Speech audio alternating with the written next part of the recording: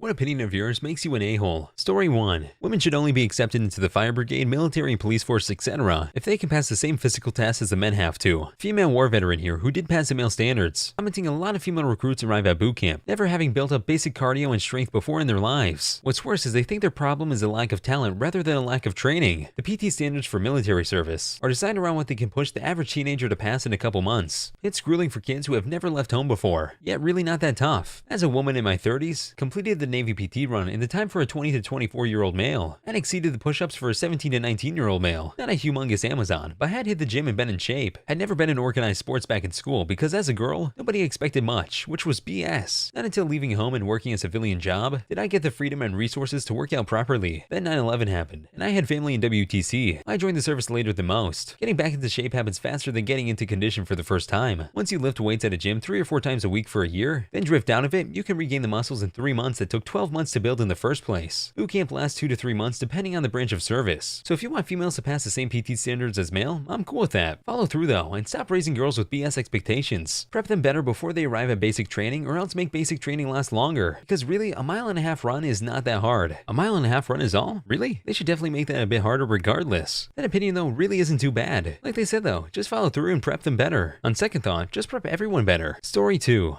Too many people use mental illness as a crutch for bad or lazy behavior. This makes it harder for people who have real mental illness to get help. But anyone who questions anything, or even believes that we should have limits concerning what we do for, or consider mental illness, is an a-hole. I try not to judge people for being lazy. You have no way of knowing what's inside a mentally ill person's head, and a lot of behavior being criticized is people just trying to cope. If you're depressed, you should be minimizing stressful things, and taking every opportunity that might make you happier. But that could be seen as an outsider as being able to do all of these fun things, and then chickening out of work. Not to mention that people try to disguise their emotions to look like they're better than they are, so they might seem to be selectively not coping. Well really they're faking it and sometimes falling. Also, you tend to only see people on their best days, since when they're really bad they stay locked in their rooms. This can make it seem like they aren't really mentally ill. In my opinion, only a psychologist can judge that. Mentally ill people can be the worst to each other about this. If you have a more severe form of what someone else has, you think, they can have it worse, they should stop complaining. And if you have a more mild version, you think, I have the same thing and I got through just fine, they should tough it out. The only thing I can't excuse is harming or threatening others than falling back on mental illness. Inaction is one thing, actual maliciousness is another entirely. Story 3. People in declining health, old people, need to retake driver's tests regularly. It's ageism pure and simple. An acquaintance of mine was hit and killed by a person whose age had diminished his eyesight and cognitive function so much that the driver didn't even know he was driving unsafely. I don't get why this isn't the case. I got my license when I was 16. It says I have 20/20 vision and don't need glasses. I am now 40. I have never had my eyes retested for driving. And what about reflexes or awareness? Agree 100%.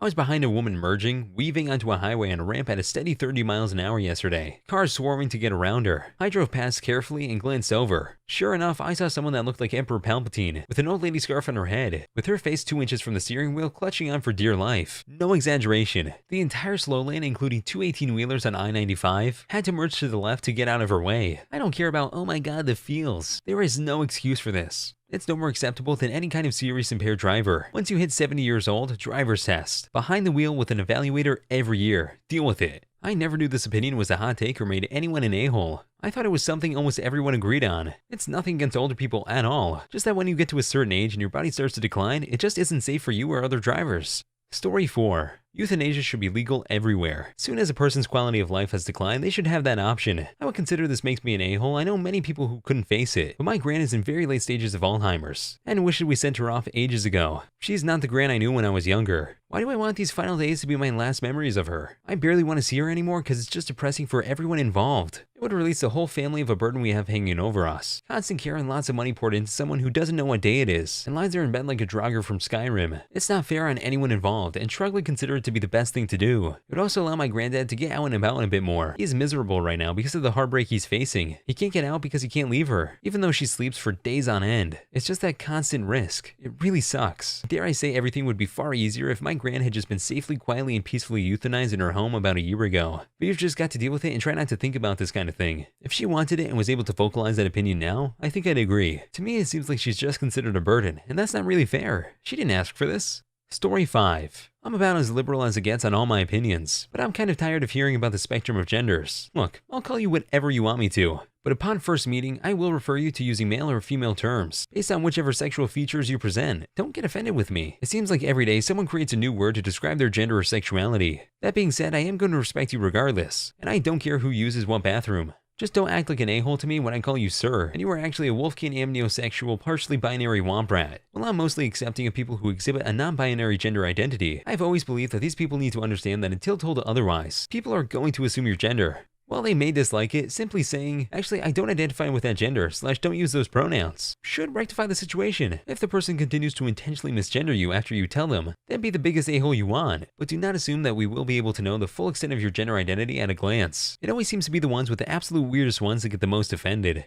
Story 6. Take care of yourself first. By that I mean, you can't help anyone while struggling and worrying about your income or personal issues. If you do help them, they'd sink you. I would never shame someone for having to go to work or school or whatever before helping me. I understand they don't prioritize it over me, but they can't halt their life to immediately help me. You simultaneously freak yourself over trying to help someone, and it helps neither. I work hard so I never have to ask for a favor, or be stuck in a situation where I can't help someone / family because I'm in poop too. I don't want to be helpless in any situation. I try to always be on top of things to be ready for anything. Plan A, plan B, and room for error. When I explain that to someone, their immediate response or understanding is, I'm being a selfish a-hole. It's not like I deny anyone, I just make sure I'm well enough to help first. Yourself should always be your #1 priority in situations like that, because if you aren't doing well and try to help, all you really do is add on to the problem. Story 7. Someone who serves in the military isn't automatically a hero, or someone to be revered and looked up to. My ex-husband served in the Navy for 15 years. He tells the most amazing stories about surviving firefights, disposing of IEDs, and cradling his friends as they died in his arms. I have great respect for former servicemen and women, but all I can think about whether anyone brings up military service is my husband hitting me, throwing beer bottles at my head, or kicking me repeatedly whilst I lay on the ground begging him to stop. As soon as someone says I'm ex-military, I think wife beater. It's completely freaked up, but that's the way it is. Edit, for anyone asking, he was a clearance diver. This was actually confirmed to me. However, his stories about being a sniper, going through, but not completely, SAS training and once being offered a position with the French Foreign Legion have not. Wonder why? No matter what you've done in service or elsewhere, you still have your own demons you need to take care of. You're not bad for thinking that when you hear ex-military. It's just something in your head that someday soon, hopefully, should stop. You went through something terrible and you need time to get over that. Story 8. Kids aren't bad kids, parents are bad parents, a large majority of the time. And parents don't deserve a pat on the back for just giving birth to a human, and giving it clothes, food, and a place to live. Congratulations, you did the bare minimum. Were you expecting some kind of freaking participation award for keeping a human alive? Collapse very slowly. Yes, I personally have met someone who acts like their child should know things by now. He publicly screams at her 2-year-old like it's supposed to make things better. I stupidly gave it a go in friendship. But after a full day of seeing a person I never want to be or associate myself with, I walked away. I can't believe people like that continue to have kids too. She's about to have her second. Somehow it makes her an awesome mom even though she can't handle one. She's a stay-at-home mom for frick's sake. I'm telling you, some people need to take mandatory classes on how to raise children. Story 9. It should be legal to euthanize severely disabled, without any future other than staring and drooling, children in order to prevent their lifelong suffering. When my mother was declared brain dead after an asthma attack, my family made the decision to turn off life support and donate her organs. I shared the story on my main, and some fricker sent me a message just to say we were all murderers playing God. My mother was a nurse who would never have wanted to be like that. Be a person, not a potato. Edited to add, wow, thanks for the gold and all of the awesome messages people have sent me. That must have been so hard for you and your family to go through. As I've said before, if the person beforehand says they want it and really mean it, I don't see why not. Story 10. It's not inherently a bad thing if minority languages die out. E.g., some of the small Celtic languages in places like Cornwall and Brittany. It is bad if individuals are bullied or harassed or mistreated for speaking a minority language. But it's not inherently bad if these minority languages die a natural death, as people choose not to keep all customs and habits of their grandparents, but instead choose to integrate into a broader, more global society. Honestly, if someone knows a language like that or still speaks it, that's more impressive than anything else. Story 11. I'm a Muslim, and I hate when other Muslims go to someone else's country and try to make it into a Muslim country. The only reason left Muslim countries is because of how freaked up it is. That's why I now follow the rules of the country I'm in, and go against those who want to implement Sharia law. Frick that law. Freaking preach, dude. I'm in Canada and they're trying to ban spicy ed from being taught in schools because it's against their religion. That's as if I went to your house and told you that you should change the curtains. Infuriating. Are they really? That's insane. If it really offends them, they can just not participate. I don't think anyone would have a problem with that. Don't try and take it from everyone else, though. Story 12. I cannot stand people who believe that they deserve unconditional respect because they're older, in charge, especially with teachers, etc. I will respect anyone to begin with, but they will have to prove that they deserve that respect. But if you think that you are more important just because of a title, job, number, etc., I will no longer respect you. Simple. Respect is earned, not given. That doesn't mean you should go around being a jerk to people, but after a while, that respect doesn't have to be given if not earned.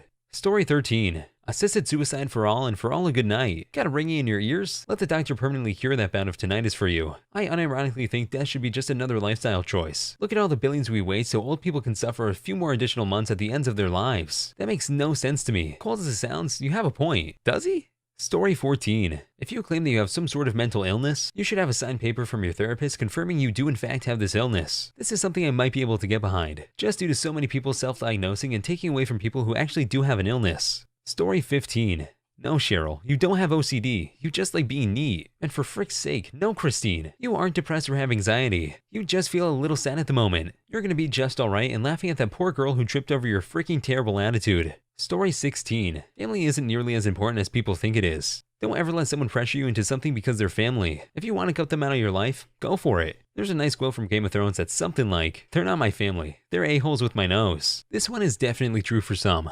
Story 17. If I knew my child was going to be mentally handicapped, I would want to abort it. A neighbor got divorced so they could have time away from their child each week. They couldn't handle it 24/7 and it ruined their family. Husband said it himself to my dad. That seems pretty terrible, judging the value of a life on how intelligent they are, but that's just me. Story 18. In my opinion, Caitlyn Jenner isn't a true hero. A wealthy, sheltered, and privileged person that has not endured even a tenth of what many transgender people have to endure in their daily lives. Coming out as transgender does not make anyone heroic or brave. Finally, someone said it. I've been waiting ages. Story 19. Not all opinions are equal and worth respecting. They should have a legal right to profess those opinions, but I don't think society should treat it as if the opinion of a neo-Nazi and someone who isn't a racist are equally valid. Story 20. Most children are annoying. All children are annoying some of the time, and some children are annoying all the time, and most are not cute. I don't want to see your newborn baby pictures. He looks like a purple alien. Same goes with puppies, minus the cute part. They're all adorable. It just comes with your age. Story 21. Having kids shouldn't be a right but a privilege. Some people should not have kids. I agree, but it's impossible to enforce without quickly degrading into a corrupt tyranny. Story 22. People who receive food stamps should not be smokers or drinkers. If they can afford to buy tobacco or alcohol, they can afford to pay for their own food. This one, well, a little harsh, actually makes a bit of sense. Story 23. The developmentally disabled shouldn't be praised or given special opportunities just because of their disability. Story 24. People with anime avatars are inferior human beings. What if the person is an anime character? Still a bit inferior in my opinion. Story 25. Athletes are not more important than you or me. They just get paid a ton more. Story 26. Engagement rings are a stupid waste of money and should be phased out. Story 27. It should be okay to body slam people who walk slowly in front of you. Can this be a law already? Hope you guys enjoyed the video. Please like and subscribe for more videos to come, or else this spider will be in your bed tonight.